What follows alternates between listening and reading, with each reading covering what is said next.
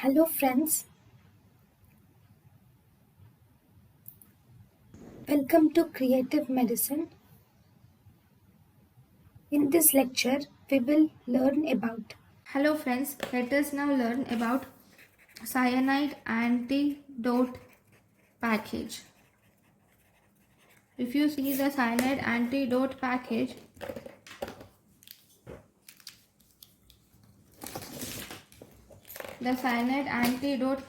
these includes amyl nitrate, amyl nitrite, sodium nitrite and sodium thiosulfate. Okay, amyl nitrite and sodium nitrite are actually methemoglobin inducers. They are methemoglobin inducers. Methemoglobin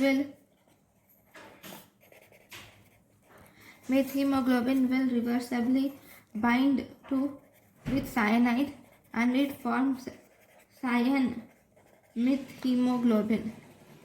Okay, now this cyan methemoglobin will combine with sodium thiosulfate and it forms thiocyanate, which is excreted renally in the urine.